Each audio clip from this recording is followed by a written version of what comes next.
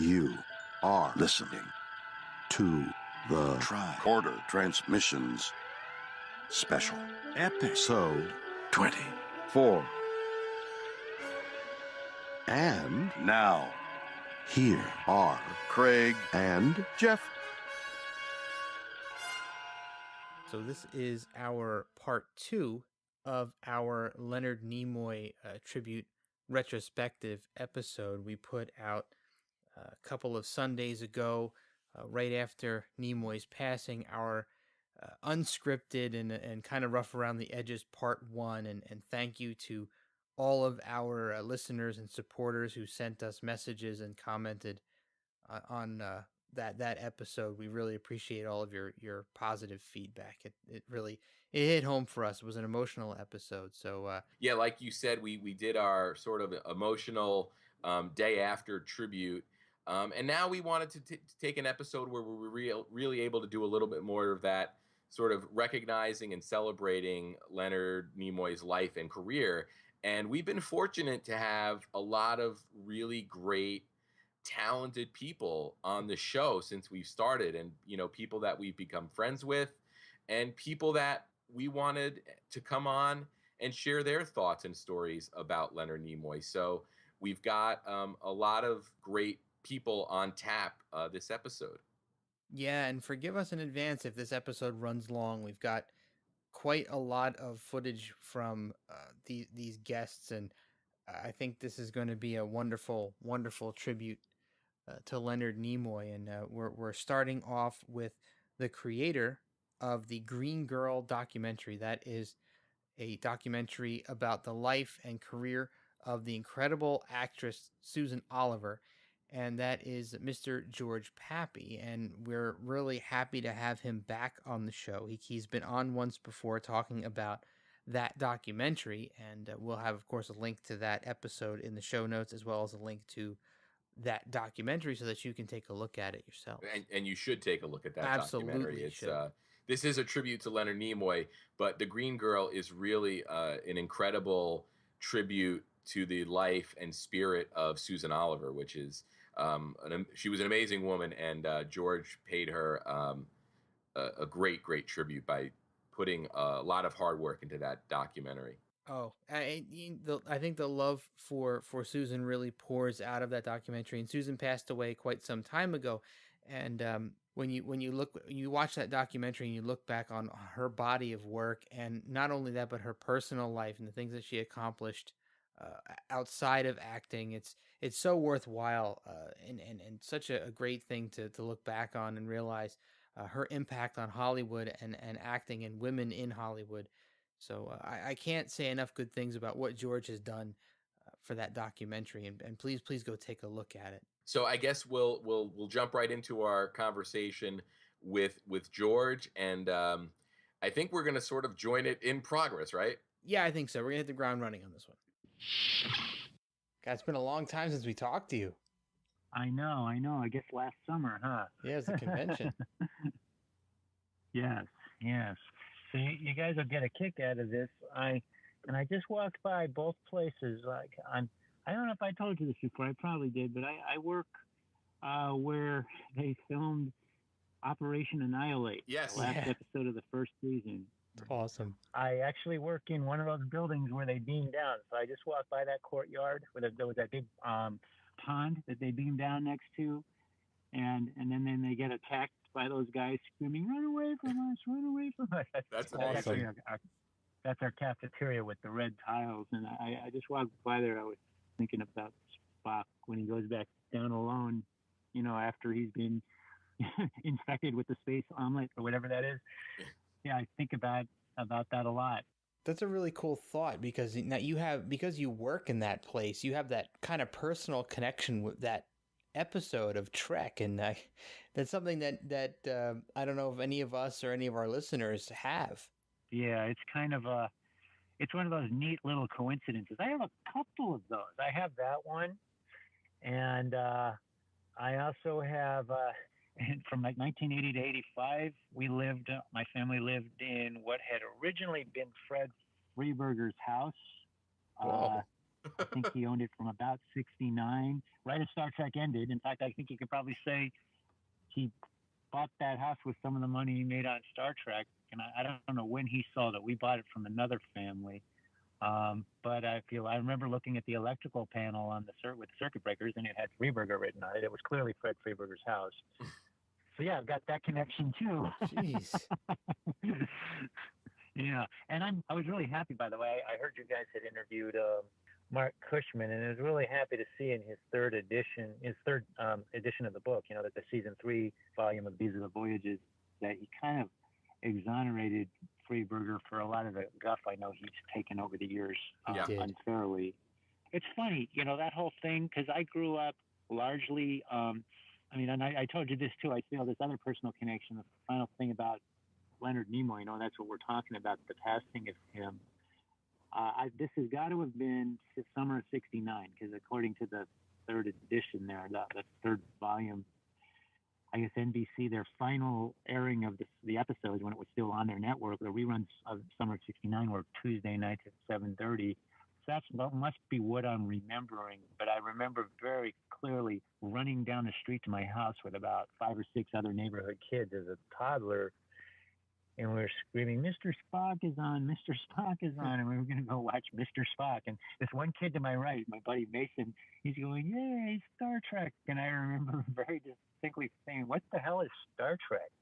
We're going to go watch Mr. Spock. That's what I thought the show was called. I think that's what most of us thought it was called. So as a sort of, I guess, first generation fan, George, and having Leonard Nimoy a part of your life for so long, what kind of impact did he sort of have on your overall outlook as it related to Star Trek? I don't think there is a Star Trek without him. I feel the same way about Kirk. Those two characters, I think there is no Star Trek without those two. But he certainly is such an important part of it. Without him, I just don't think it exists.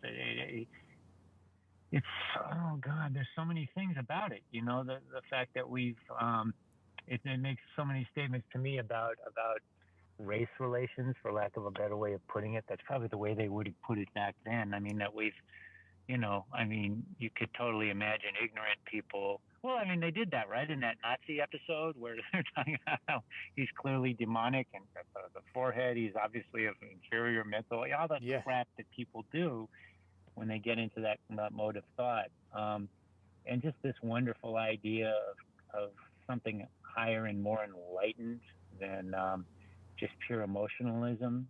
It's just such an important part to me, and the idea of the value of science and how science can be used for good purposes.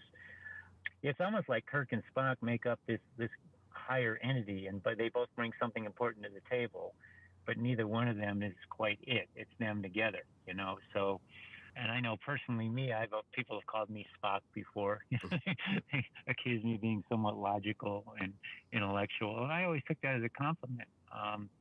It was a big deal to me. I always really, really loved Leonard Nimoy. I thought he was a great guy. Do you have any particular moments from the original series that sort of stand out as some of your favorite Spock moments or your favorite moments for Leonard Nimoy, the actor? Well, let's say some favorite Spock moments. I think it's a wonderful, wonderful episode, The Naked Time, and it was wonderful that it appeared so early in the sequence, because I think it was a defining moment for the character, and I think his characterization was infinitely better because of that episode and in subsequent episodes and years, where he's struggling and it comes to the surface, and that sitting in that conference room crying. That's, God, I'm getting a little teary-eyed thinking about it right now. That was really, really amazing acting, a chance for him to really, one of the few chances as Spock to really emote. That was a wonderful moment, and just really, I think, added so many layers of complexity and depth to the character. So that one for sure. I just love, iconic visually speaking, that moment. I forget the name of the episode, the one with the space amoeba, when the Intrepid, the all-Vulcan spaceship dies. The immunity and syndrome. He's looking into his visor, and he suddenly, That's it, immunity syndrome. And he just looks up with that look of horror because he's just sensed the death of an entire ship of Vulcans. I mean, my God, that's a pretty amazing moment, too. And, of course, this one, I even wrote it into a script on something entirely different one time in a dream sequence, that him just saying, Edith Keeler must die. I think that's what he says, right? Those are the words. God, he was just a wonderful actor, and that was just a defining role for him. And those are some of the moments that jump out for me. It's so unusual. It was funny. I remember watching him on Mission Impossible some after that, and it was weird to see him smiling and acting all human. I just got to know. I know he hated it, right? I went and looked back. He published that book in the mid-'70s, I Am Not Spock. And at that time, I can understand that. Because the other thing I remember him for, it was basically him playing Spock once again, was it was kind of a cheesy half-hour pseudo-documentary show in the 70s called In Search Of. Oh, I love In Search Of. They'd show it at like 7:30 on weeknights before primetime programming started after the nightly news. And they were kind of pseudo, they were cheesy things like, do aliens exist? What's the deal with the Bermuda Triangle? Is there a Loch Ness Monster? And he would be the narrator, right? And basically, even though he was Leonard Nimoy narrating, he was basically Spock narrating. I will get the logical science guy from Star Trek to narrate this. And I think I can understand, really, it seems like all of them except Shatner, he seemed to have been totally immune to it. I think Star Trek in the 70s ruined all of the other regular series actors' careers until the movies came along, because the reruns got so viral, so to speak. No one could see them as anything but those characters, and I think no one wanted to cast them because of that, which is a shame from their perspective. So I can understand him writing a book in the mid-'70s called I Am Not Spock, and then what he does 21 years later, I Am Spock. He just had to own it, and fortunately for him, owning it was a good thing by then. He'd gotten to be in all those movies and direct one or two of them, and he had directed other things as well. Yeah. So, it's funny. I think he wanted to escape it, and it ended up overtaking him for the better, whether he wanted it to or not. Yeah, I think it's really fascinating, and it's really rare to see a character and an actor that are able to span so many decades. If you look at his final work in Into Darkness, which he's playing Spock, and it's almost 45 plus years of history there, and it's really rare for an actor to be able to do that, and it's really special that Leonard Nimoy got to a place in his life and his career where he was able to work out whatever he needed to work out with that character, put it to bed, and sort of move forward and give us the this wonderful final set of performances. I've got to say one other thing I love, and I love, part of what I love is too his sense of humor about himself, and I guess you can say that about all of them, really, all of the original series cast members. But I appreciate the fact that he was willing to, and I think this was still back in the 90s, do a guest voice episode of Simpsons when they build the monorail. Yes. and they're all stuck on it. It won't stop, and he's sitting next, I think, is it Lenny or Barney? One of Homer's buddies, and he's just going on and on about, really the doors of the bridge were two technicians, and we had to trust them. No, and finally looks over. The guy next to him looks over and goes, "Someone else want to sit next to this guy?"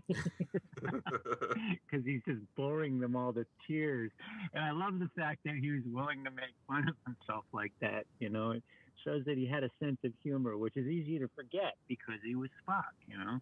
George, your work on the Green Girl documentary, the documentary of the career of and life of Susan Oliver, I was wondering, since the character of Spock is the only character to survive into the series proper, does that have any extra significance to you when you think about Nimoy and in relation to your own work?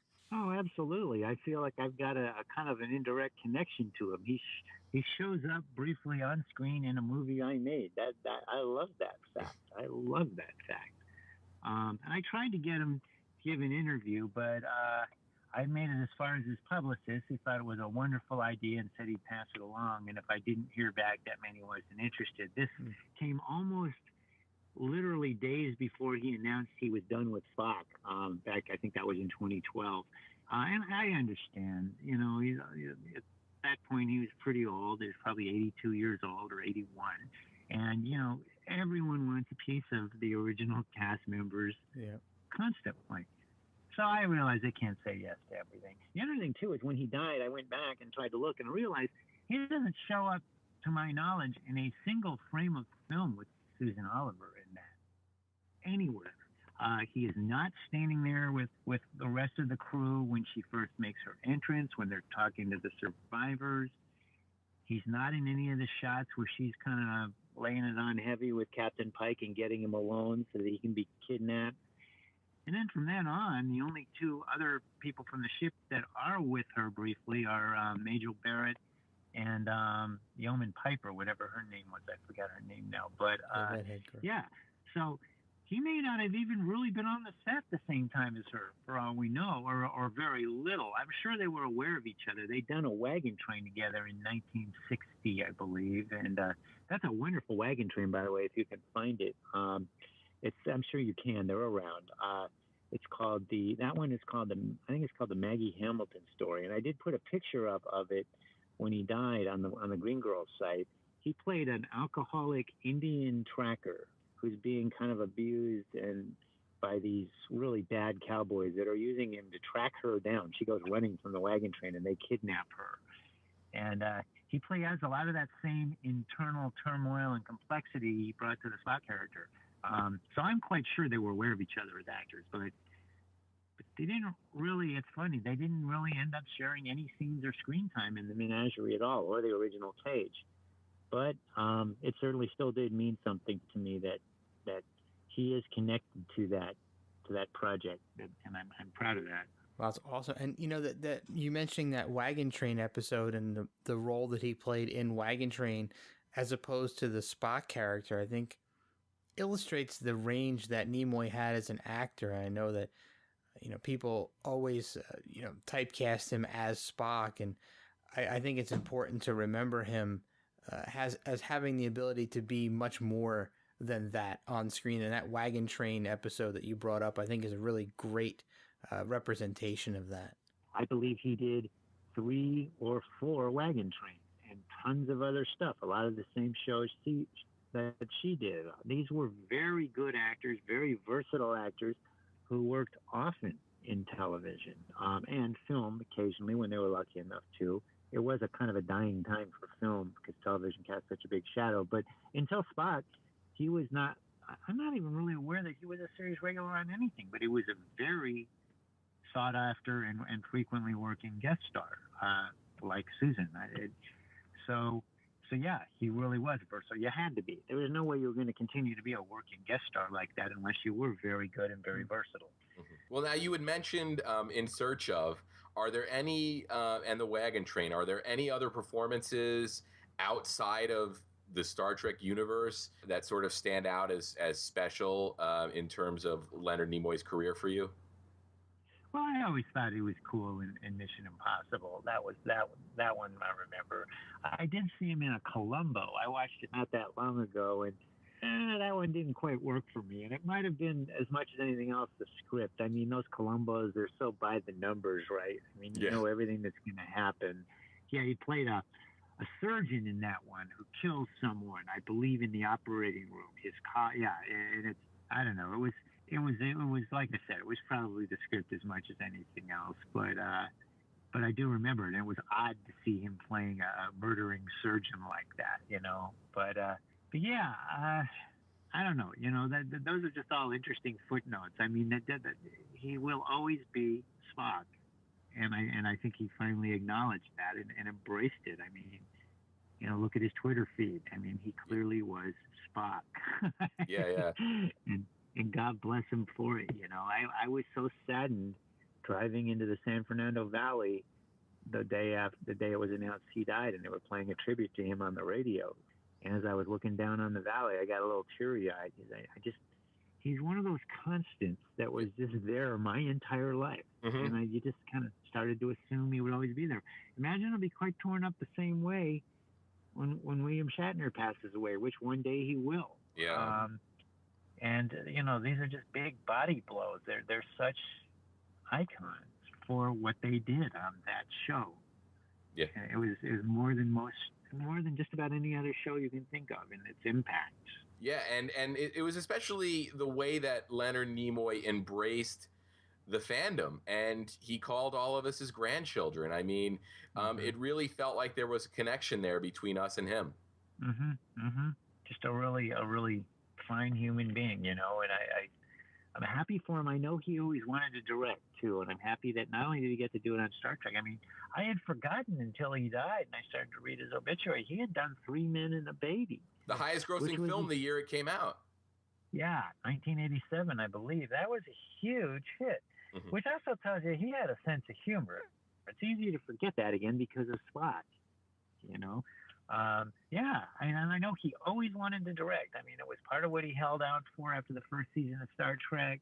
It was a shame for both of them. Shatner, too. I didn't know this, but Cushman said it in his book. Shatner was slated to direct the next episode if NBC hadn't cut the third season short by 2 episodes. So it's a shame it took. I really feel for those guys, Gene Roddenberry included. It must have been real tough from 1969 to 1979. Just sitting on hold and first not realizing you'd even really done anything more than just another show, even though maybe you enjoyed it and you thought it was important at the time, but then to see it get pulled out from under you like that, and then to sit there and watch it go viral, as I keep saying, even though they didn't use that word back then, and not being paid a dime for it. That's one of the things, by the way, I love about, and I think that's why the fans have all embraced it, is Galaxy Quest, that opening of Galaxy Quest, painting that picture of what it was like for them, say, in 1977, when really the only thing they had were the conventions, and the conventions weren't even the conventions we have now. I went to the LA convention in 77, and they were nothing like what they are now. But I mean, you're an actor who often is not getting cast anymore because everyone knows you as Chekhov or Spock or Uhura, and they don't think of you as anyone else. And all you got is the conventions, and then Shatner seems to be immune to it and rolls in weight and a little bit of attitude. And that must have been very hard and frustrating, My heart goes out to them for that. I'm just so happy that starting with the first movie, it kind of vindicated itself for all of them. But that must have been a tough 8 or 10 years. Oh, yeah, definitely. And it is great to see that the franchise pulled through and that there was a happy ending for just about everyone in terms of, I think, getting on their financial feet and getting a little bit of a career back out of it. Well, George, thank you so much for coming on and sharing your thoughts with us about Leonard Nimoy and what he meant to you. You've been a great friend of the show, and we are so glad that you were able to come on here and help us pay tribute. Oh, thank you. It was a tremendous honor, and I'm thrilled you asked me. You guys have been great friends to me, and so live long and prosper, my friends. Same to you, George. Thank you so much. All right, so that was Mr. George Pappy, and we thank him once again for being on the show. What a great insight, and I'm really glad that he was able to hit on his feelings as it pertains to his work on the Green Girl documentary and Leonard Nimoy. Yeah, it was definitely interesting insight there. Yeah, definitely. So our next guest on the show is an incredible guy, and we've had him on the show a couple times before this, and These Are the Voyages Star Trek books are being referred to as pretty much the Bible for Star Trek, the original series. Yeah, author Mark Cushman had dedicated a lot of time and energy to getting these books out for people to read and really sharing the story of Star Trek. And we'll address it in this discussion. Mark is always a great guest when he comes on, and it was a true honor and privilege to have Mark come on here and share his thoughts about Leonard Nimoy with us. And as always, we are pleased to bring on the show with us These Are the Voyages author, Mark Cushman. Mark, welcome. Hi, Craig. Hello, Jeff. Hey, Mark. So, Mark, it's not the best circumstances to bring you on as we're sort of paying tribute to Leonard Nimoy here. And before we get your thoughts and feelings about Leonard, he had some kind of involvement with the books after the publication of the first volume, right? Right, right.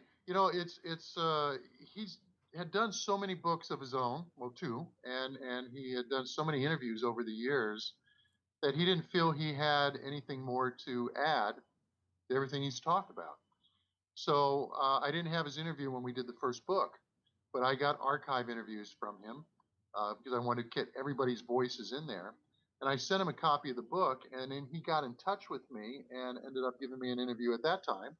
So we did the revised, expanded edition of book one, and then he continued on with book two and book three with his involvement. He was very gracious. It just struck me so immensely that how much he cared about the character of Spock and the integrity of him as a person, as an actor, and why the character of Spock had such great integrity. And it just came from both Gene Roddenberry and Leonard Nimoy combining together to create that character. That's why we feel such a great loss with him, because we can hire other people to play Spock, but this was the co-creator of the character and the person who really put that human aspect into the character of Spock. Leonard Nimoy did have two sides to his personality. Read his books. Read I Am Spock and I Am Not Spock, where he has conversations with himself as Leonard Nimoy and then as Spock as they're talking back and forth. It's very, very insightful. Wow, that's Yeah. phenomenal, phenomenal. So, Mark, as we're listening to some of this information about Leonard and how he's contributed to the books, we had a prior conversation with some of our other guests on the show in regards to the development of the Spock character and the the contribution that Leonard not only made to his character, but the evolution of Vulcans as a race and all of the other people who played Vulcans after him. And I was wondering, since you have such an insight into Nimoy and through the writing of your books, do you have any feelings on the impact that he had on Vulcans that came after him in other series? Yeah, well, how can you not be influenced by Leonard Nimoy? I mean, that's the one that we all look to. He'd like be the teacher. How we all learned about Vulcan from him through his examples and his performance. So I think anybody who does a Vulcan now, was watching him to see how they were supposed to do a Vulcan. And everyone who's in the new Star Trek movies, you can tell that they watched the original series. You can tell they've done their homework. There's a little bit of Shatner sneaking in, the Chris Pine, and there's a little bit of Spock sneaking in, and so forth. So it's coming across that they are not just doing the character of Spock; he's doing Leonard Nimoy doing Spock, and adding his own spin onto it. But you can definitely see the tribute that's being paid in the way that they do these characters. Leonard Nimoy, he came up with the Vulcan salute. He came up with the nerve pinch. But my God, that guy could do more with a raised eyebrow than any actor who's ever lived. Just a little twinkle in the eye. I mean, because he had to, Martin Landau turned the role down because he was thinking, well, there's not a lot I can do with this character. Nimoy didn't see it that way. Nimoy, being a method actor and being such a serious thinker about things, he really got into all the nuances. And, give him a camera for a reaction shot, and he would give you the tiniest little thing, but it would be gigantic. Yeah. Do you have any particular favorite moments from the original series where you think Leonard either had a really great performance or there was a great character moment for him to play with there? Um, I was always very taken, I think, as all of us were, by Devil in the Dark. I mean when I watch that, I think how brave of him to do the mind meld the way he did. Because, when you're shooting that, you don't know if people are going to be impressed or if they're going to be laughing at you. And that's really going out on the limb as an actor. The same way with Shatner going out on a limb, confessing his love for the Enterprise, or Yeah. letting Michael Dunn ride on his back and play those stepchildren. It's really taking a chance. That camera is in really close.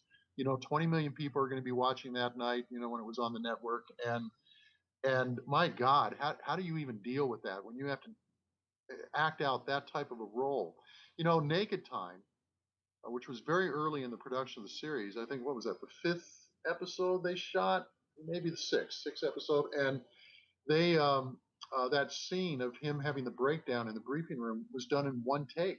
They shot that at the end of the day, Wow. and Mark Daniels said we got time for one take, and that's why when you watch it, there isn't any cutting. The camera, Spock comes in through the doors, and the camera follows him over to the seat, and he sits down, and the camera slowly circles him as he's going through the mathematical equations, and then pounding his fist on the table and admitting he could never love his mother, and the whole bit. It's all one take. Now, when Kirk comes in, then they're getting coverage of the two. But that one scene of him doing the confession to the empty walls and to the camera was done in one take at the end of the day. So he got it right in one shot. And that shows the connection between an actor and a character. It's an amazing moment. Other favorites of mine of Nimoy playing Spock would be I just love This Side of Paradise. Mm-hmm. That's one of my favorite episodes. I'm surprised when I look at top 10 lists that it's not always up there.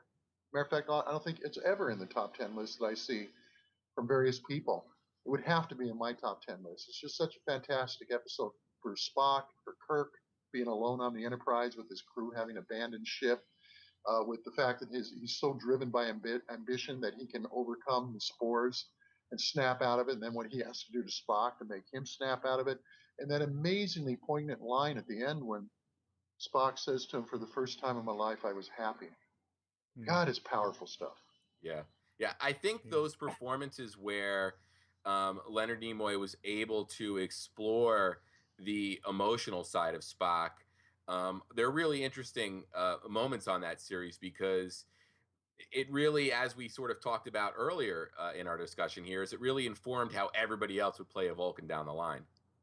Yeah, I just finished the third book, or it just came out. I finished it back last fall, but so the third season episodes were the last ones I'd watched during this writing process. So a lot of them are sticking in my mind. Like, is there in truth no beauty? I just think that's a fantastic moment when he and Carlos combine and he experiences. I love that line by McCoy with "That's not Spock." He says, "Why are you surprised I read Byron? That's Spock." And the whole thing. But then he says that thing about you're so lonely in these bodies, you're so isolated, and you depend on this language which is so insignificant for what you want to try to communicate. And my God, it's powerful. Mm-hmm. And that's the bad season. And all our yesterdays with the stuff with Mary Hartley. But two of them from that year, which I never really noticed when I was younger, but as a wiser and more sensitive adult, I just really tuned into it as I was watching these episodes. One was The Empath, and the other was For the World Was Hollow and I Touched the Sky. And both of them had these little moments where McCoy is sick, and Spock puts a hand down and kind of cradles his head, a very subtle move. And McCoy looks at the hand and looks up at Spock, and Kirk says, "He knows, Doctor. That's from For the World Is Hollow and I Touched the Sky." What a magnificent moment. But these two characters who are always sparring, and one of them coughs, and Spock reaches down and cradles his head, and just that look between the two is a powerful moment. And I love the fact that comes from a so-so episode in the worst season, but it's still a great moment. And that's Star Trek, even at its worst. It was great because you had these fantastic actors and you had these fantastic characters for them to play.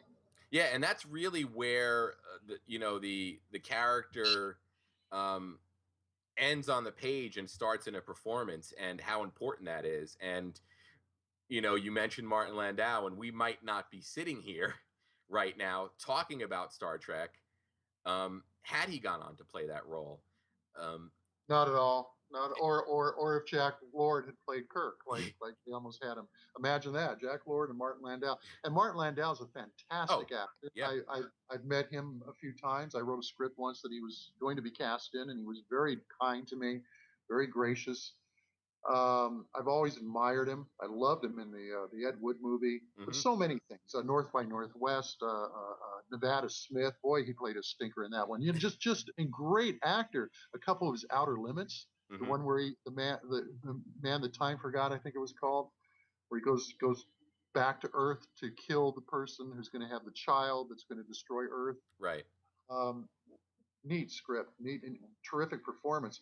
But no, he would not have connected with that character. No offense to Mr. Landau, but and no offense to Jack Lord, who was perfect as Steve McGarrett, but would not have been a Kirk. Yeah. No, lightning struck twice, three times with DeForest Kelley, four times with James Doohan. I mean, it's just Star Trek is still around 49 years later this September and 50 years next year.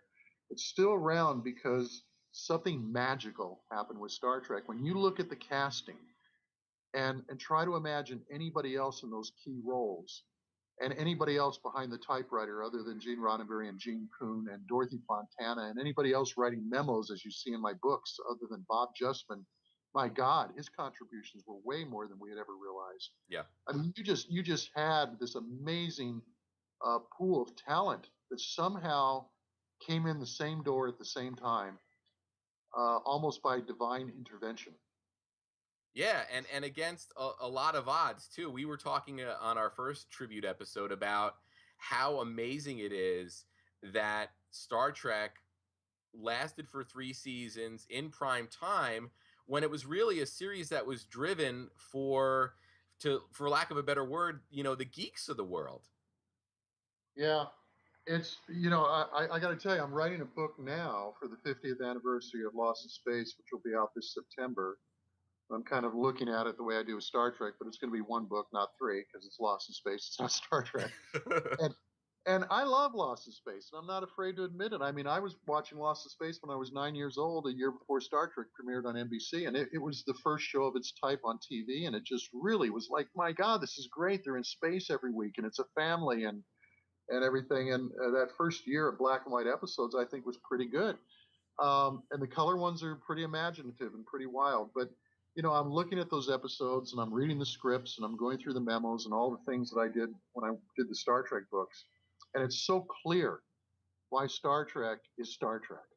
Because, when you look at those memos in my books, they cared so much every episode, even the ones that weren't quite coming together for whatever reason, they were still giving it 100%. They were trying as good as they could do to get it to be as good as it could be, knowing that we have to deliver the script in 3 days and we have to deliver the episode in 6 days and we have to get on to the next one and we're just going to have to, let this one go.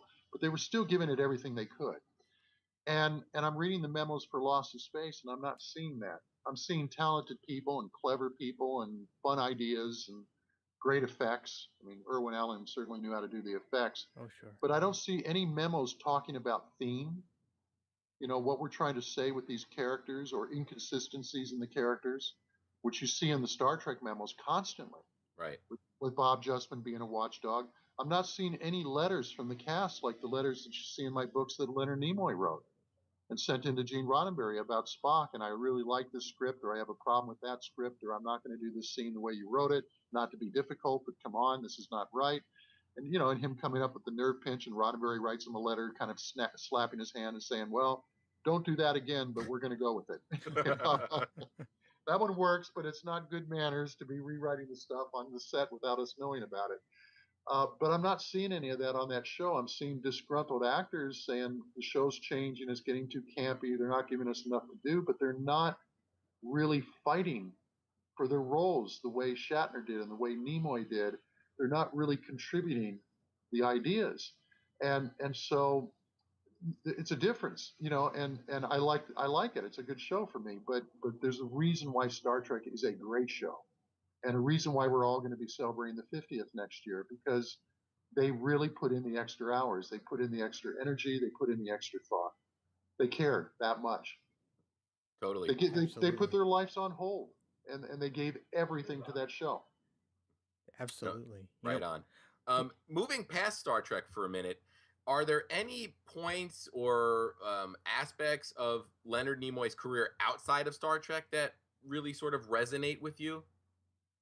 I thought he was very smart to jump right into Mission Impossible because he knew, first of all, he got nominated for an Emmy every year Star Trek was on, and that was amazing, the achievement.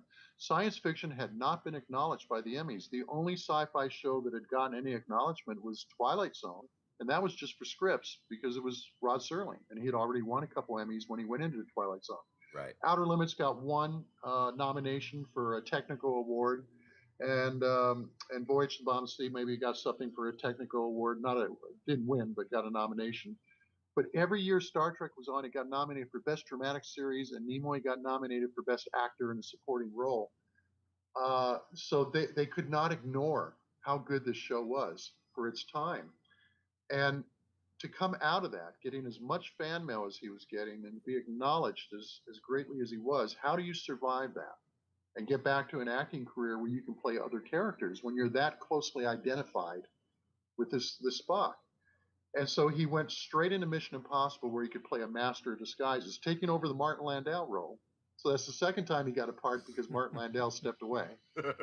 And it was just a brilliant move on his part, because every week for 2 years on CBS, you're seeing Leonard Nimoy wearing fake mustaches and eyebrows and glasses and playing these different dialects and everything. So it was able to jumpstart his career again. But what he did that I think was really special, I watched it not too long ago as I was researching a fourth book on Star Trek for the 50th next year for Star Trek, which will finish up all the business on TOS, the animated series, phase two, the movies and all that. Anyway, so I'm watching some of his solo stuff that he did, and he did a stage play, a one-man stage performance on Van Gogh, reading letters, playing Van Gogh's brother and reading letters that he and Van Gogh had written back and forth to each other, real letters. And Nimoy wrote it, not the letters, but he wrote the wraparound material, wrote the play. He directed it and he starred in it, and they filmed it. You can get it on DVD. You can rent it through Netflix. Oh, wow. And it's just look up Van Gogh, Leonard Nimoy, and it's really very moving, and it's a really special thing. It's just Nimoy for an hour and a half playing Van Gogh's brother, talking about this tortured artist who was too fragile to live, but wanting to mark his life.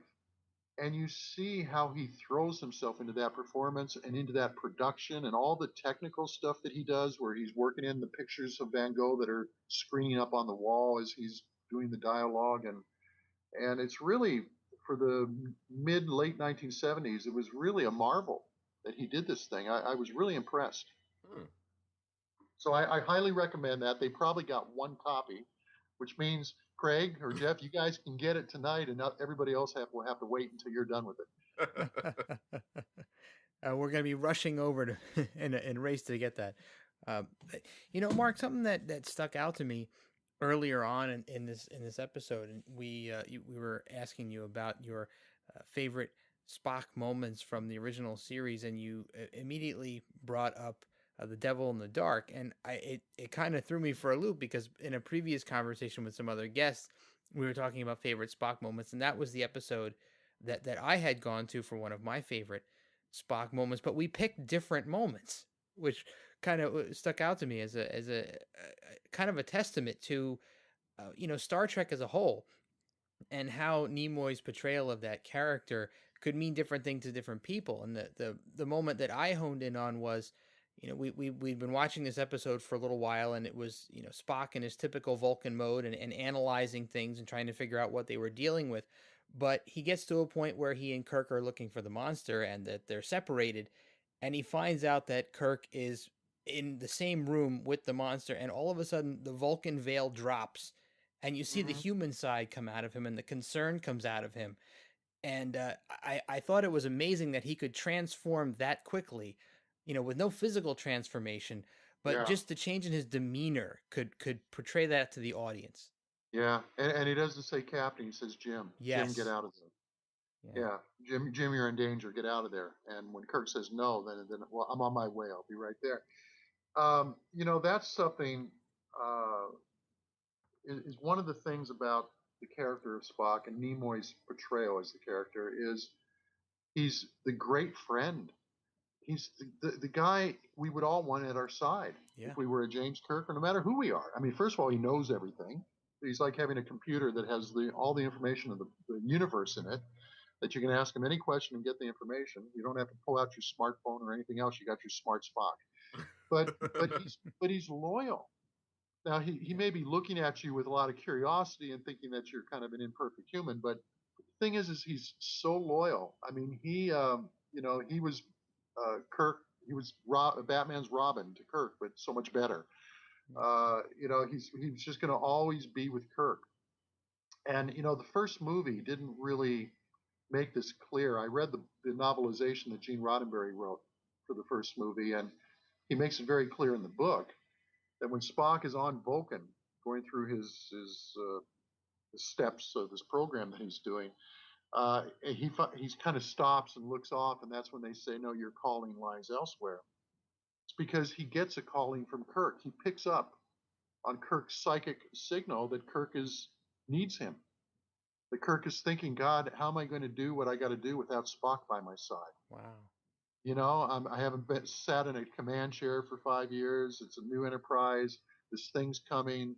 I got to go somehow do the magic that I always used to do. And what if my luck's run out? And I never had any success without Spock by my side, and he's not going to be there. And there's a little moment in the book where you see Kirk thinking that, and then it cuts over to Vulcan, and Spock is in those final moments, and he picks up on that, and that's when he knows he has to reconnect with Kirk. So even though it was understated in the movie, it's clear in the book, but it's not so clear in the movie. But nonetheless, it's clear to us that that's that character. And when William Shatner said the other day after Leonard Nimoy passed away that I loved him like a brother, I believe it. Yeah. I'm sure they fought like brothers. They didn't always get along like brothers. But I really believe that he loved Leonard Nimoy like a brother, and I believe Leonard Nimoy had great affection for William Shatner too, because like Spock, I think Nimoy was a very loyal person.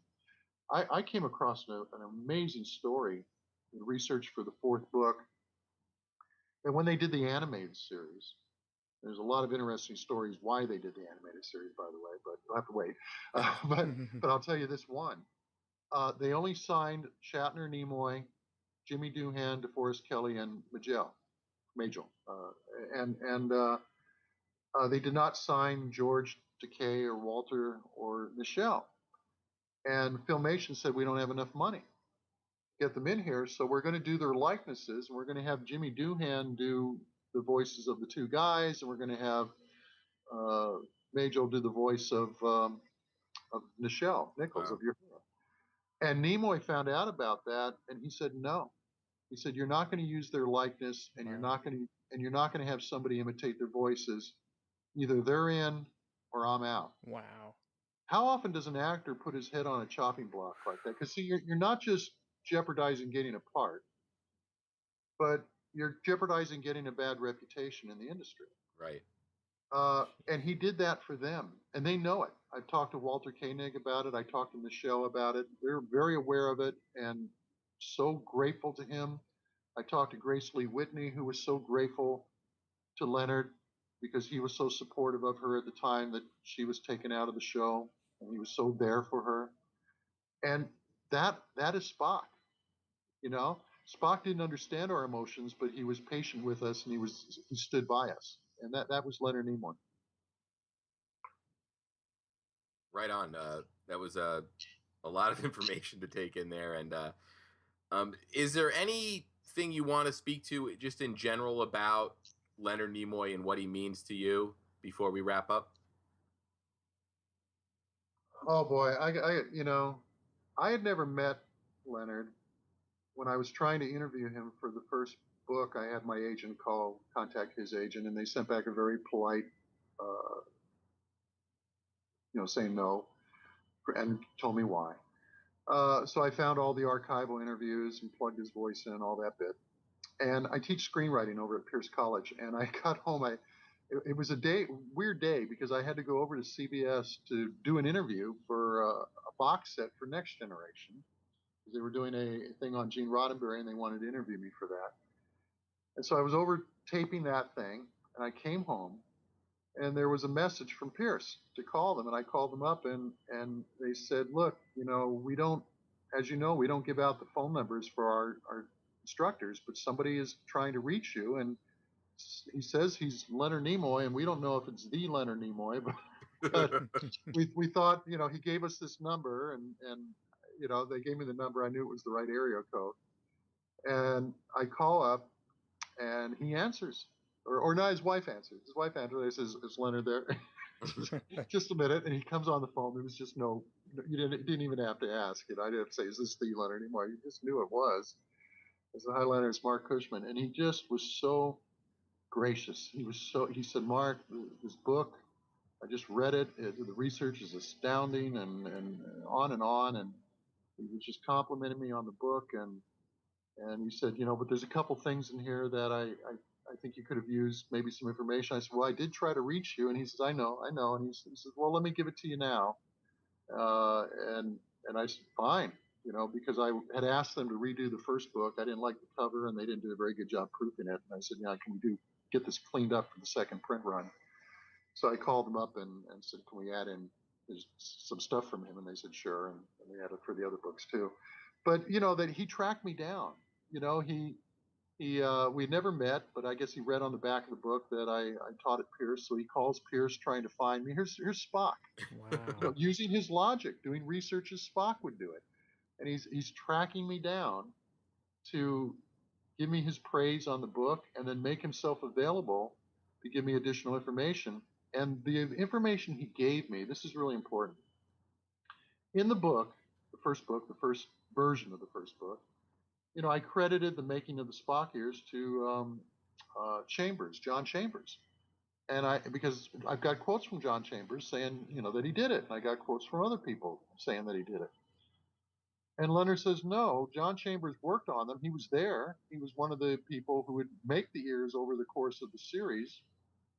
But he primarily worked on Lost in Space at that time and then did Planet of the Apes movies and so on. He said, but he's not the guy who came up with it.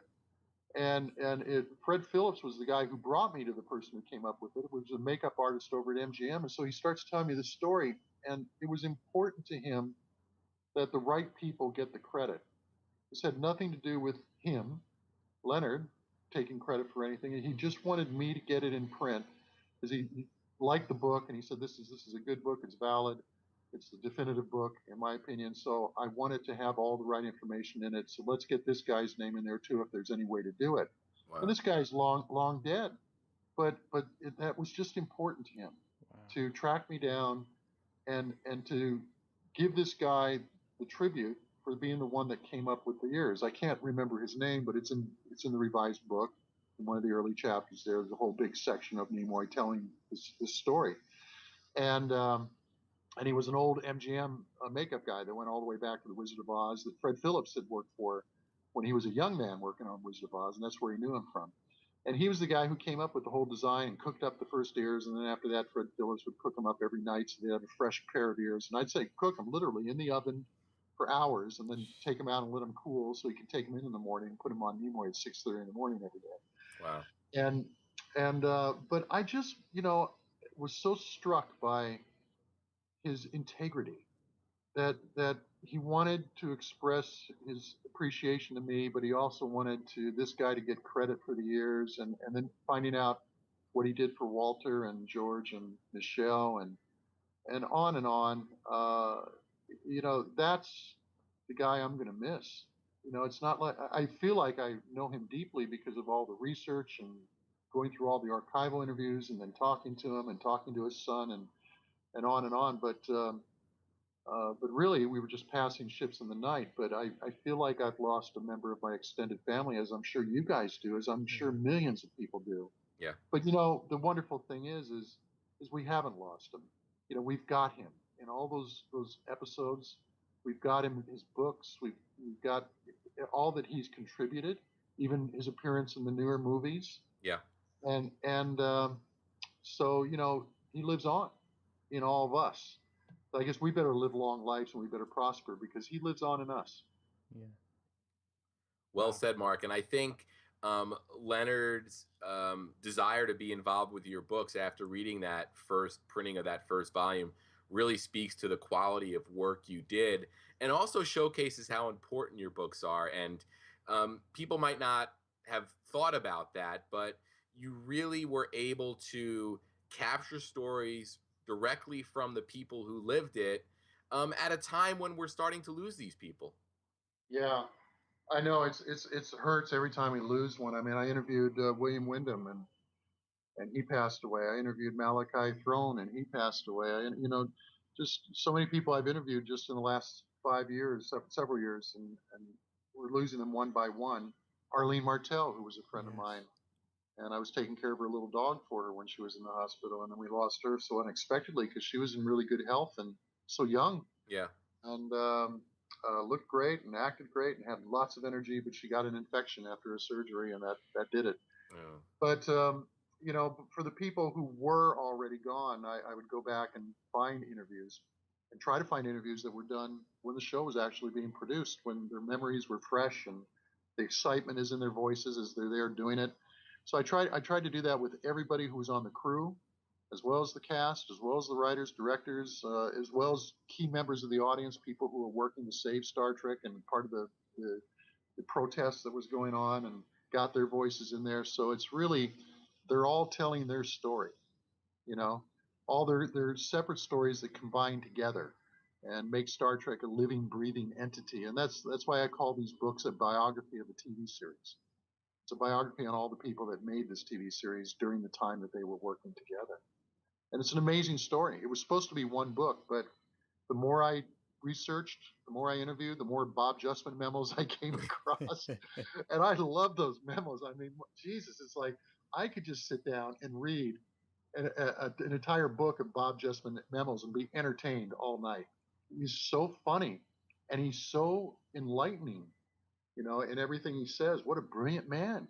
And he invited me into his home graciously on half a dozen different occasions to interview him, and gave me stuff. I interviewed Roddenberry, of course, way back in the 80s for this. And so it's been a lot of years in the making, and captured a lot of voices. Dorothy Fontana, I think 4 different interviews with her alone. She was contributed so much, and John D.F. Black, all of them.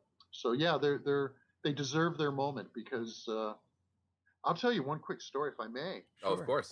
About John D.F. Black. He left the show halfway into the first season because he didn't want to burn out like everybody else. He was working until 2 in the morning rewriting scripts, and he and Gene were rewriting all the scripts. And John was there from the beginning, not the pilots, but the beginning of the first episode, the Corbinite Maneuver. And John and Gene wrote the opening narration together. John was the one who came up with the line "Space, the Final Frontier." So he was there. He was a big part of Star Trek, but he left when they were about at episode 14 or so, and hasn't really been involved with it since. He did come back and do an episode for Next Generation, but other than that, he's been kind of distant from it. And he and Gene had a bit of a falling out, so he just really didn't participate in any of the celebration of Star Trek. But he did write the foreword for book 1, and he did come out with me to some book signings. And he was so touched because this guy had done work for so many series, Hawaii Five-0 and Charlie's Angels, and on and on and on, and it wrote the first Shaft movie. He'd done so much work, and these people are coming up to him and telling him how much they appreciate his work, and quoting lines out of The Naked Time and everything. And this one guy, he had tears in his eyes this one day because this guy came up in a wheelchair and had knew that John had written the first draft for the Menagerie with the crippled Captain Pike, even though he didn't get a screen credit. He did the first draft of that, and then Gene rewrote him. And this guy came out. He probably read it in my book. That's I probably knew. But he Yeah. came up to John and shook his hand, and he said, "That episode, when I was a kid, and I knew I was never going to walk, that episode taught me something about the dignity of man, and that this guy, this poor man who was crippled and in a wheelchair, still was a man." That speech McCoy makes about he has the same dreams we have and the same aspirations we have, and the respect that Spock showed to him, and the fact that Spock was willing to put his career on line for him to get him, where he needed to be. And this guy said that episode was just so important to him, and it helped him with his own situation. And he left afterwards, and I looked over at John, and John was just speechless. He was just sitting there, and his eyes were kind of teary, and it meant so much to him. And I'm just so happy that John was able to come back in and experience what Star Trek has become after kind of being on the outside and not being aware of it for so many decades. Right. Wow, That's good always a story. thrill. Well, Mark, we want to thank you for taking some time out of your very busy schedule to pay tribute to Leonard Nimoy and give some of your thoughts about a great man that we lost. And it's always an honor and a privilege to speak with you, and we look forward to speaking with you again. Thanks a lot, guys. And then the last thing I'll say about Leonard is he's immortal, isn't he? Yeah, Absolutely. No, he's with us, and he knew that. You know, he was able to see the success of Star Trek. He knew. I loved reading his tweets. I love that tweet he sent out a few days before he passed. Yes. Oh wow, about the garden. Unbelievable. Yeah, Yeah. I mean, this man was ready. He wasn't afraid, from what I can sense. I had breakfast with his son Adam just a few days before he passed, and Adam had met with him that morning and was coming to see me, you know, I don't, you know, he was a very brave man, and he knew that he had had an amazing, successful life, that he had lived long and he had prospered, Yeah. that he had created this character that we all love, and it's going to keep living and keep walking on the earth. What a wonderful thing to know. Yeah. Incredible. For any of us. Mm-hmm. You know? Yeah. I Very hope- well said, Mark. Yeah, I hope when I die, I know that you guys are still walking my books around. Okay, guys. Thanks so much. Thank you. Next up, our two first ever guests on this show. Our first supplemental log episode happened way back, early on in the series, well over a year ago. And that was an episode dedicated to Star Trek The Experience, the former Star Trek exhibit and ride and bar and gift shop and museum in Las Vegas. And two former actors from Star Trek The Experience appeared on this show, and then we've become fast friends with them, and we've seen them several times, and we look forward to seeing them again at the convention next year. And that's April A. Baer and Vernon Wilmer. Guys, it's an unfortunate, somber occasion that we've gotten together today, and that is to commemorate the passing last Friday of Leonard Nimoy. And it's been a very sad occasion for all Trek fans and even some non-Trek fans out there. And we wanted to sit down with some of our regular guests and get their thoughts and perspectives on Leonard and the effect that Leonard had and Spock had on their lives. So we immediately thought of the two of you. Oh, well, I have to say that it did make a big impact on me. Should I tell you how I found out? Because it was a little traumatic. Sure, yeah. Yeah, well, my daughter and I were going to Disneyland for Dapper Day. You should look it up. Oh, Dapper Day is awesome. So we're driving down the 15 south to, on the road to LA. And so, we're about halfway there, and my daughter had her Facebook page open, and she's looking through it, and she just off the top of her said, or off the top of her head said, "Oh, Leonard Nimoy died," oh and I'm no. driving, and I burst into tears. I'm like, "Oh my god!" And I couldn't see because my eyes filled immediately with tears, and Oh. I'm trying to keep, my hands on the wheel. And she was like, "Oh my god, mom, are you okay? Don't crash the car, don't crash the car." And it's like, Oh. "No, I'm okay, I'll be okay." It was very traumatic because I had heard that he was in the hospital, and I understood that he had COPD, and he's 83 years old, and that stuff did register with me. But that was like such a shock to my system. And then about 20 minutes later, I recovered, but I had tears in my eyes, and Mm. she was apologizing. "I'm so sorry. I didn't know it would affect you like this." How could she not know that? But anyway, she didn't.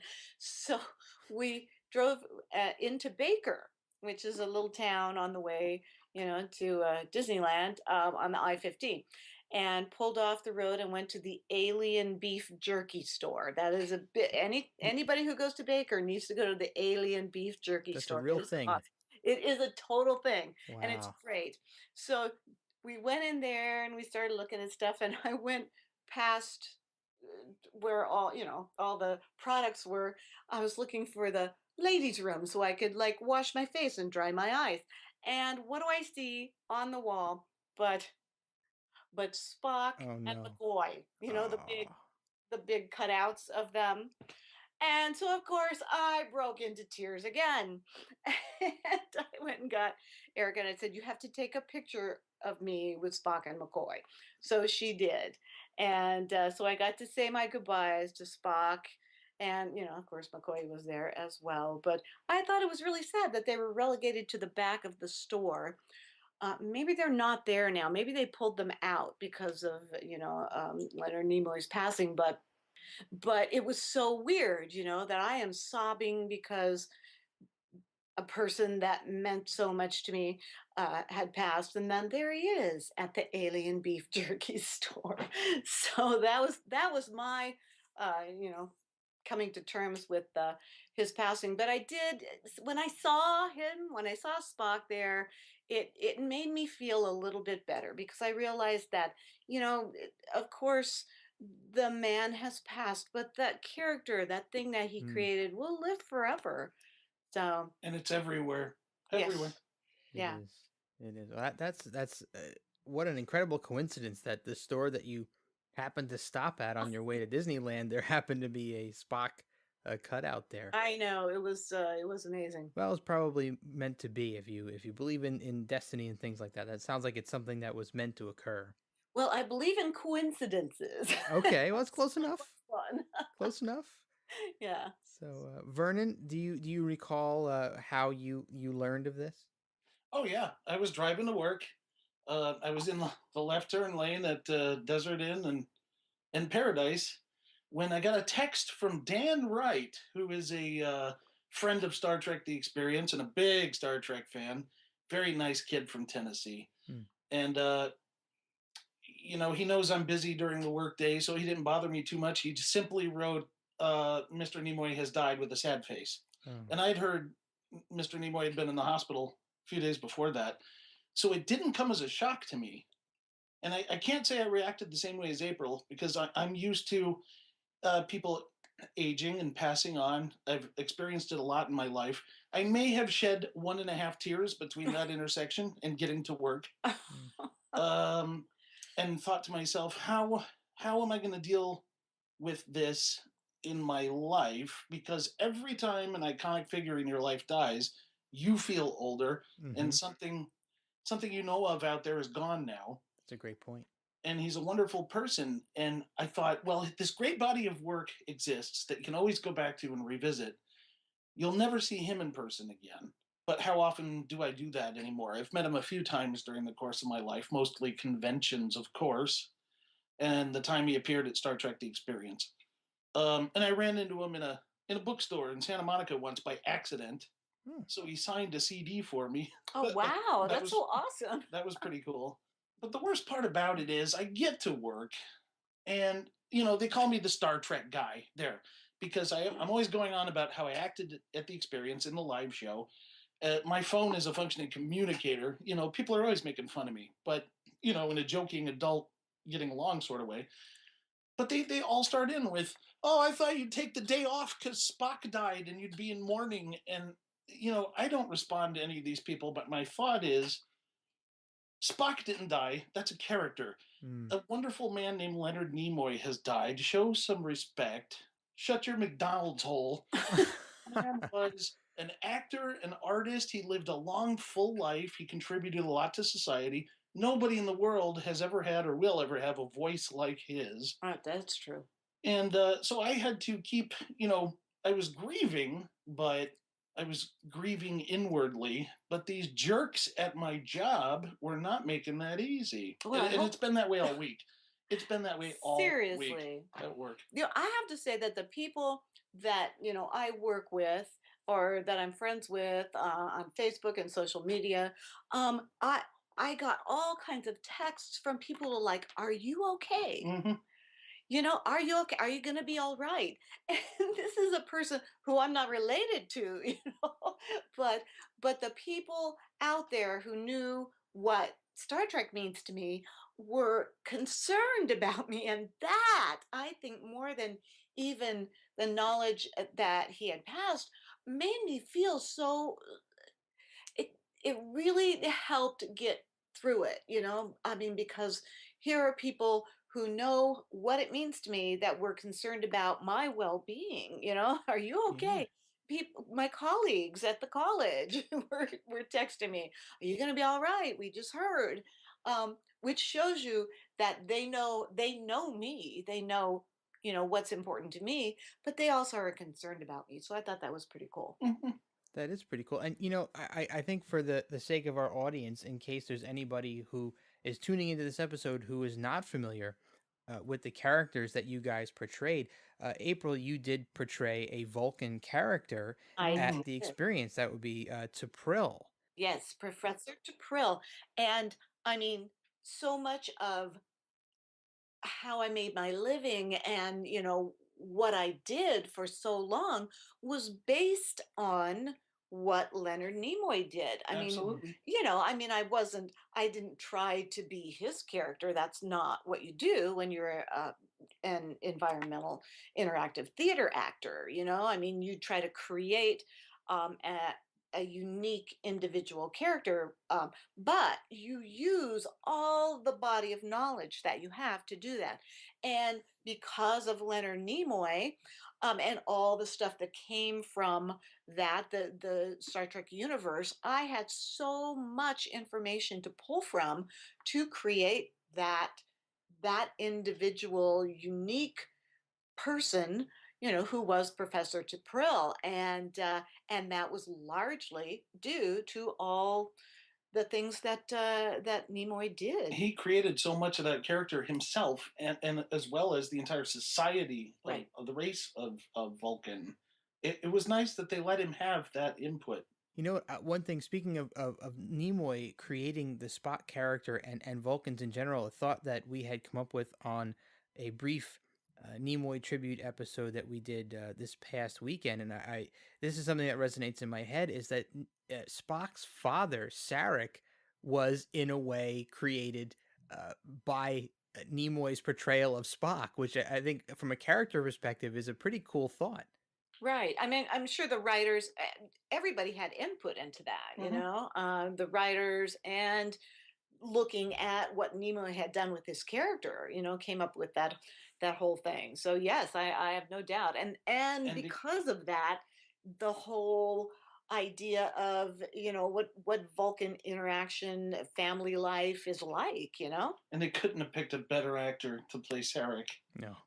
Absolutely couldn't. Nobody else could have done that. Yeah, Mark Leonard was pretty incredible. He was a great actor. But he's passed on. James Doohan has passed on. D. Kelly has passed on. I don't remember this kind of upheaval going on. Well, I think we didn't have social media when all those people passed. I think that had we had the same interaction with each other that we had, now that 15 years ago, that I think that it would have been, if not equal, at least somewhat the same.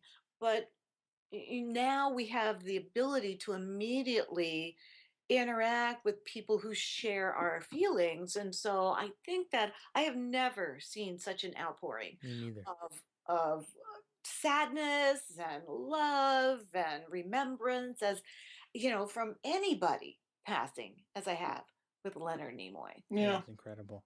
Yeah. It's absolutely incredible. In fact, you April, you were mentioning earlier how you were getting text messages and IMs from friends, and I remember later the day in that day, maybe in the early evening, I had gotten a text message from a friend of mine who is not a Star Trek fan, but she sent a message saying, are you okay? How are you doing with it? I'm sorry for your loss. And I said, wow, I know that you're not a Star Trek fan. And she said, well, I know, how important he was not only to you, but I know that he had a lot of contributions outside of Star Trek, to the world in general, society in general. And it was pretty amazing to me that non-Star Trek fans, or people who are decidedly non-Star Trek fans, also kind of felt a ripple. Yes, a ripple. That's cool. certainly. Yes, I agree. I mean, he was certainly an amazing artist. Larger than life. Oh, he did some amazing things, with art, with photography. He was a wonderful photographer, and all the other acting gigs that he did. I have to say, I really loved him in Fringe. When he would show up in Yes. Fringe, it would be like Christmas to me. um, yeah, Combat, Mission Impossible. yeah. In Search of, hello, he was. I grew up on In Search of. That's Yeah. what kind of gave me this this kind of closet closet fandom Is that a thing? of paranormal stuff on Oh, TV. yeah, I don't take yeah. any of it seriously, but No. god damn it, it's fun to watch. But you never have a better voice on a paranormal show than Leonard Nimoy. Yeah, that is true. Absolutely true. So, Vernon, shifting over to you for a minute, and I don't want to retread anything that we've tread over in prior episodes, but I was curious, knowing that your opinions on the two newest Trek movies, do you have a different take on those films now, or at least a slightly different sentiment towards them, knowing that those were the last portrayals of the Spock character? Nope. The only thing that came to mind was, oh my God, what are they going to do to legitimize the third film? Because they don't have the man this time. They're on their own. Can they get Shatner to do a cameo to give it some legitimacy? Maybe. Well, let's shift away from that topic then. And so you spoke about, Vernon, you spoke about meeting Leonard Nimoy several times. Do you have any particular fond memories of any of those times that you want to share? I'd seen him at conventions when I was a kid a lot. I couldn't even tell you the first time, maybe 1984. I remember paying a lot of attention to him at a 1986 convention when Star Trek 4 was out, and kind of following him around, Mr. Nimoy, Mr. Nimoy. That was back when you could approach these people, and the conventions were these giant commercial impossible things. But the coolest time was, like I mentioned before, I'm just at the promenade in Santa Monica with some friends one day. We go into the bookstore. I'm going up the stairs, and Nimoy's coming down the stairs with a couple of his cronies. They were there for some kind of CD signing. In fact, it was Alien Voices. So I very quickly grabbed one of those and asked him to autograph it for me. He was very nice and cordial and had a cover. Apparently, there was something lined up that day. I just beat everybody to it. They all stood in line for autographs and all this. I just kind of met up with him and said, "Hey," and he was like, "Oh yeah." Probably thought I was there for that. But that was the most personable time. That's the one that stands out the most. Now, you also mentioned that he was at the Star Trek Experience. Do either of you have any recollection of that? Actually, he came through before we opened, and it was on my one day off in about a month. We were doing like 12-hour days, just making sure everything was up and running the show, and with the original show crew. And that's when a large majority of the stars came through. And the one day that I was like, I need to not be here because I can't see straight. And they said, okay, go home. Yeah, the next I came back, and they're like, oh yeah, Nimoy was here. Oh, I was just. What did you learn? Never take a day off. Yeah, okay. Not at Star Trek: The Experience. Yeah, right. So that would have been my chance to get up close and personal with him, but that did not happen. And then he came through later as part of the 40th in anniversary. 2006. He and Shatner came to the.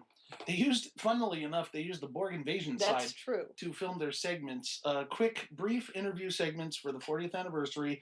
The producers probably thought, well, it's some kind of Star Trek background, so we'll just go backstage here and do this. Between shows, we weren't doing anything. But I'm going up. I see a green light on the stage, so I'm going back there, and there's a camera crew, and there's Nimoy, and I'm like, oh, nobody told me there's something going on back here. So I got to kind of hang back and peek and eavesdrop while they were doing the interview. And then, of course, I have clips of it on the computer. They used very little of it, but Shatner, they sat him in the Olympia in the pilot seat, and they did this beam out, and it was cute. It was neat seeing them there because they are to us, the Star Trek gods.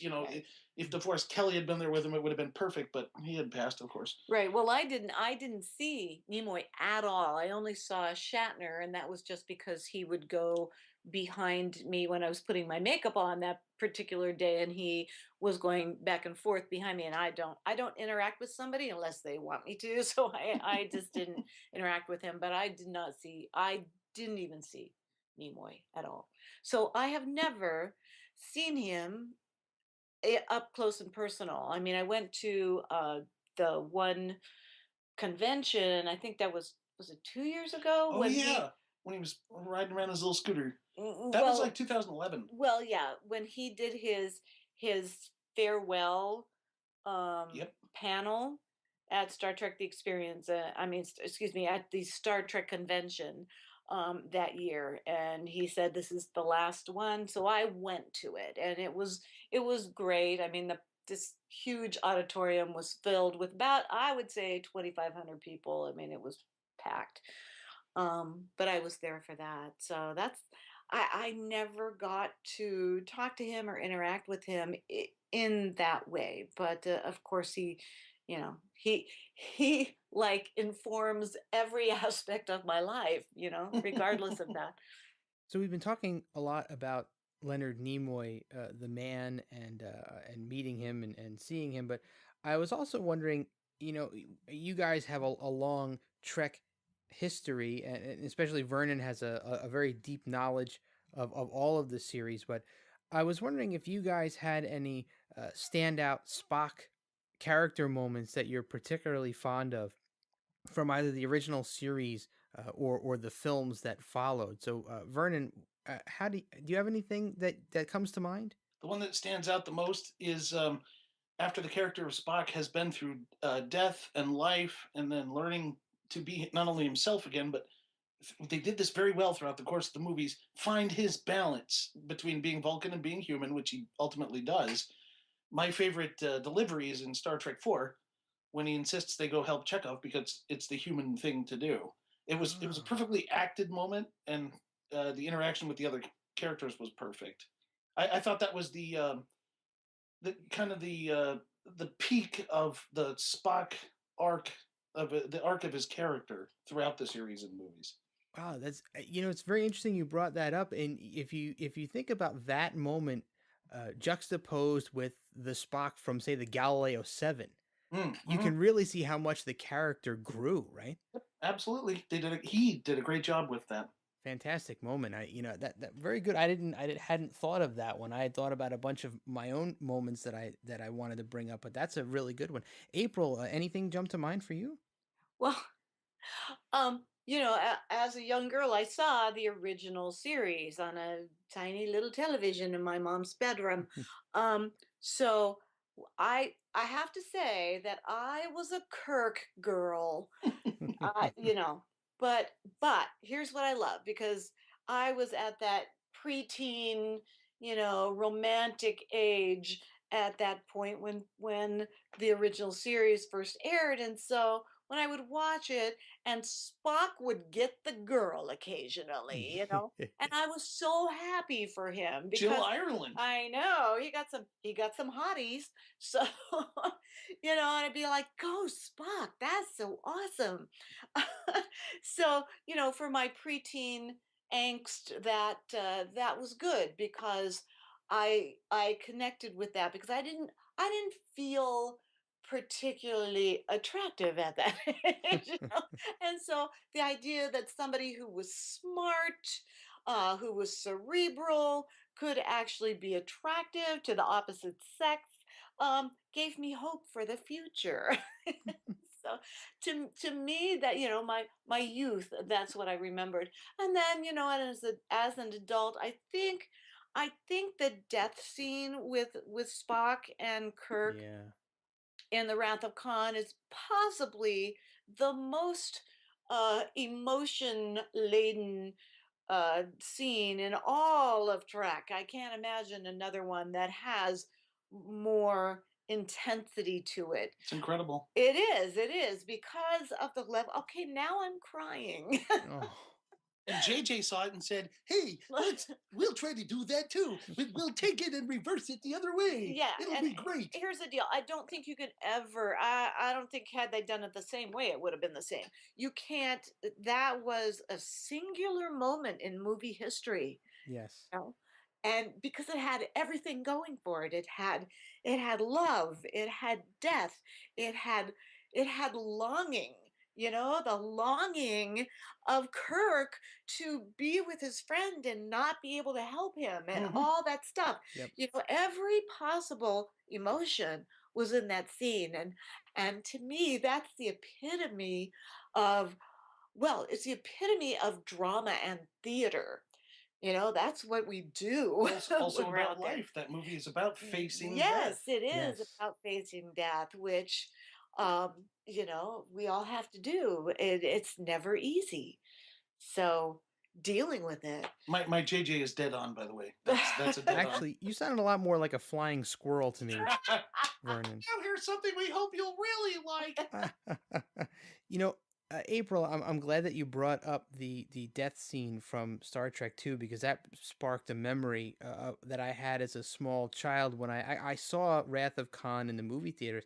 And this was, long before the internet ever existed. But prior to that movie coming out, I remember very distinctly, I was already a little young Trekkie.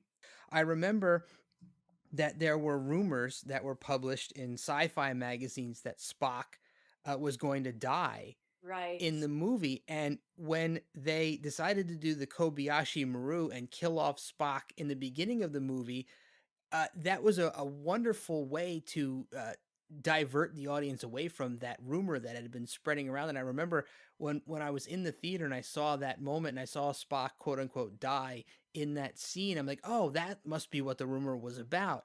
So Oh, when he actually did die at the end of the movie, it was actually still a surprise. well, yeah, the foreshadowing aspect of that is something that's done a lot in drama, in theater, Mm. but it was done to very good effect in that The movie. same thing happened. I was 12 years old and I thought, oh, that was the death? Mhm. Okay. And then they made a joke out of it. Shatner lightly Yep. says, "Aren't you dead?" Yep. And then they banter, and then you've got the movie. Okay, everything's fine. Now we can enjoy the rest of the film. And then the character of Spock, of course, dies, leaving my 12-year-old self going, no, no, no, no. We recover from that in Star Trek 3, and then they take the Enterprise away from us. Another major character. Yes. Oh, Yes. the Enterprise is They were really the main character. tugging I on think. our heartstrings in those movies. Yes. They Yeah. certainly were. They certainly were. I remember when the VHS era had begun and the movies had started to come out. And my uncle was the guy that got me into Star Trek as a young kid, and my aunt was very anti Star Trek. In fact, hated it. But when she learned that Spock died in Star Trek 2, she became so interested that she decided she had to see these movies. Oh, wow. So that actually converted her into a Star Trek fan. Wow. That's amazing. Yeah, I would have never thought that. And my mother, unfortunately, who's still anti-Star Trek, has never been converted over. But No accounting for taste. no, there isn't. But I had a couple of Spock moments that I wanted to throw out at you guys and see what your takes on them were from the original series. And a couple of them, one that stands out to me as a pretty a bold statement by Spock is in the menagerie, where we've gotten used to this this logical cold guy who all of a sudden changes his tack and goes out on a limb, risks his entire career in order to help out his former captain, which seems like it'd be really out of character for Spock, wouldn't it? I mean, I thought that was a really incredible view into what Spock was capable of beyond that logical side. I think that loyalty is a Vulcan virtue. I really do. So, but he also has a human half. So I think that the loyalty plus, he's not completely Vulcan, played A into lot that. of those acts of humanity, he immediately covers up at the end of the episode by saying it was the logical thing to do. And that's what he does at the end of Menagerie. And we accept that because him being half Vulcan and half human, him carrying out that human emotion of loyalty and sacrifice was the logical thing for his character to do. Plus, we all know that despite the Vulcan exterior of calm, cool, unemotional, that Vulcans inside are raging volcanoes of emotion. Mhm. So, Of course, that was also developed by Nimoy in the Spock character. So absolutely. we got to know that. And another, speaking of acts of humanity, how about Operation Annihilate, where Spock risks his himself to test this potential cure, Right. and winds up being blinded, and of course getting his sight back. But Spock is willing to put himself in harm's way to potentially save all of the people on Deneva, right? But the needs of the many, Mm-hmm. the needs of the many outweigh the needs of the one. And I And think that's how that's he kept that, through everything he did. I So, think he was counting on his inner eyelids to save him. well, that's true. He just wanted to look cooler by not mentioning it Okay, earlier. good point. Hey Vernon, did the Inner Eyelids come out in any other series after that? Yes, Star Trek Enterprise, a three-part season 4 arc involving the Kirshara, where Paul has taken Archer into the forge. He asks her, "Hey, do you want sunglasses too? I've got sunglasses." "Oh no, we have this inner eyelid that protects us from the Vulcan sun." It was a nice. There's a lot of Vulcan callbacks in that episode arc. Yeah, they did that well. Yeah, actually. very well. There's even a sea-lot in that episode. I love That's it. right. That's right. Amok Time, of course, is a very popular Spock episode, but I think for me, the greatest Spock moment in that episode is at the very end when Spock is trying to turn himself in and learns that Kirk is still alive, and you see that big smile and the outburst of emotion when he actually sees Kirk. Yeah, Yes. I love that moment. Well, again, it's totally true to the Vulcan nature, which is highly emotional, and it slips out if they're not totally focused on maintaining, and it does, and it's a perfect example of that. Plus, there was so much writing on that moment. You can forgive a Vulcan for reacting like that. True. April, did you have any calculated emotional outbursts as your Vulcan character at the experience? Not calculated. No, not calculated, but Little kid step on your foot? no, nothing like that ever happened. I did have fellow actor friends who knew just how to push my buttons. I will say that. But I would manage to keep it under control. Despite that, yeah, most of the time when I would lose it, it would be because of Kirsten Yep. or Castran. He knew totally how to mess with me. And he would. Kirsten's got this deadpan look that you can Yes. just look at his face and laugh. And not because his face is funny looking, but because of the look he's giving you. And he's not even giving you one, that's his face at rest. So it's impossible not to laugh around this guy. And now, I know he always cracked you up, but did Quan crack you up during that neck pinch incident, or Oh did no, you walk away no, from no, that? no! I totally walked away from that. Okay.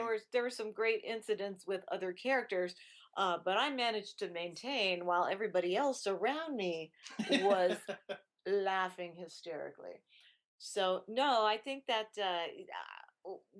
because I had the outlet of Tarin, I had Commander Tarin as another outlet, so I was able to, control myself as Prill because I knew that in a couple of days I was going to be a crazy blue chick, so. I got to play both ends of that spectrum. Lucky you. So I know I was so lucky. Very lucky. So, do either of you guys have any final thoughts or condolences for Leonard Nimoy as we get ready to sign off here? I do have one thing I'd like to say. I don't want to get too far into this subject, but there's been a lot of internet chatter about Shatner not making it to Nimoy's funeral. And for all the naysayers out there who just don't know the depths of what they're talking about, I recommend you watch the last chapter of a DVD called Mind Meld, which was made in 2001. It is Shatner and Nimoy sitting on Nimoy's patio, just talking about life and death. And you have to watch that final chapter because they talk about death and how it's coming up soon. And they talk about how close they are and that they're each other's best friends. So if you doubt that because of this funeral nonsense, and Shatner's a busy guy with a lot of charity work to do, very involved in the community, watch that, and if you have any question, that'll clear it up right there. Yeah. So, the good thing you brought that up. I don't know how many people are aware of this because this was a little underreported. He did miss the funeral, but he did get there shortly thereafter and was able to attend a gathering, a post funeral, if I read the articles correctly. Well, that's wonderful. I'm glad he was able to do that. But frankly, I think that those two had the kind of relationship that would have been, I'm sure that Leonard Nimoy would not have cared Mm, whether Shatner was at his funeral or not. The understanding that those two had, the mhm. interaction that they had, I can't imagine that it would be of any consequence, in the end. Well, true friendship would transcend something like Oh, that, right? absolutely, Yeah. absolutely. Yeah.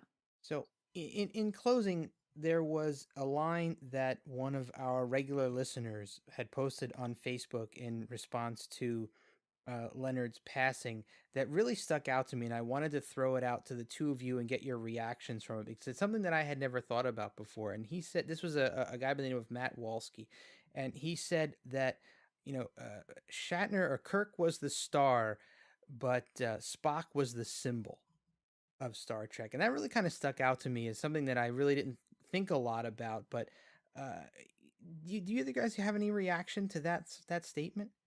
I think of them all as symbols. Hmm. I teach public speaking, and one of the things I teach is persuasion, how to persuade people. And Oh, Aristotle said that the three ways to persuade people are ethos, pathos, and logos. Ethos is the credibility, the strength, which was Kirk. Pathos is the emotion, which was McCoy. ah, And logos was the reason, the thought, the logical explanation, which was Spock. fascinating. Yeah, fascinating. That was my. And when I think of them, I think of them as a triumvirate, as the way that humans connect with each other, and I think that all together they fulfilled that. Excellent thoughts. Great way to expand on that. That's wonderful. And uh, your perspective as a public speaking teacher is a really great analysis of the original series and the trinity of characters of Kirk, Spock, and McCoy. Yeah, that's what they are, and that's why they were so successful in what they did, because they had every aspect of what it takes to get people to do something. That's what they did. Amazing. Vernon, any thoughts on that? I 100% agree with what April said, and I also think that what the fan wrote on Facebook was well said. The way I look at it is every character on the original Star Trek was well thought out as representing a different aspect of humanity, and I think Spock is just looked at. The character of Spock was certainly the most exotic of all those characters, and that's why maybe that one maybe that one character stands out more symbolically in everyone's head, referring to Star Trek than anyone else. So I think everybody's right. Well, Everybody is right. thank you very much for that. It's a great way to sign off. It's always a pleasure to have the two of you on the show, and hopefully, we'll have the both of you back on again in the very near future. Look forward to it. Whenever you want. Excellent. Thank you once again for coming on. It has been great, and we will see you soon. Thank you. All right. So that was a fantastic tribute to Leonard Nimoy from our prior guests on the show. And Craig, if you will indulge me Yes.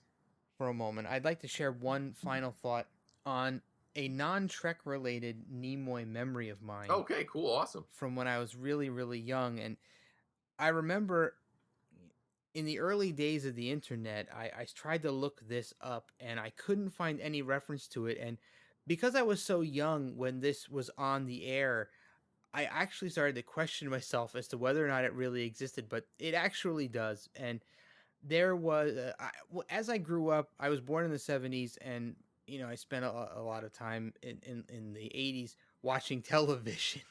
like most of us did. And there was a network that debuted that was very, very popular back then. And it's still popular today, called Nickelodeon.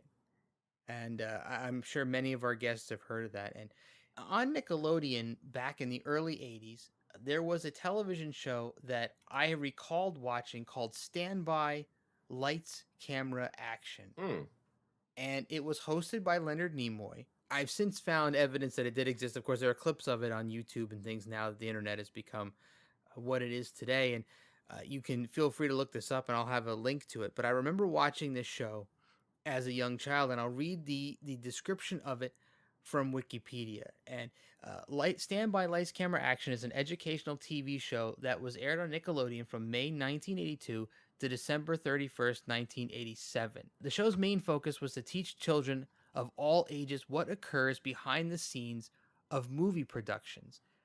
And I remember hearing Leonard Nimoy and seeing Leonard Nimoy talk through all of these popular movies and going behind the scenes, and there were on-set footage pieces with him, and there were moments where he would talk about building props and how lighting worked, and it really gave me as a child an appreciation of movies and how movies were made. And some of the movies that they talked about, and some of them that I remember seeing, were Star Wars: The Return of the Jedi, Search for Spock.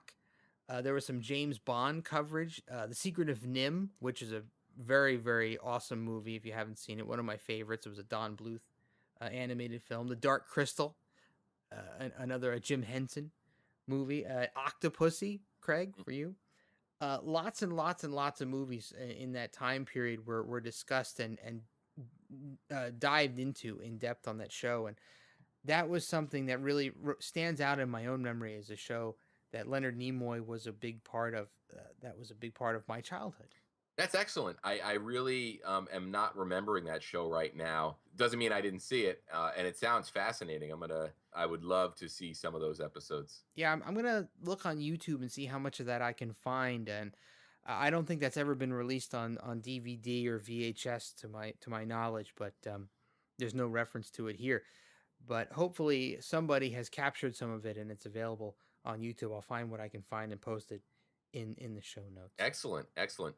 I guess so. That brings us to the end of this this tribute episode to the life and wonderful career of Leonard Nimoy.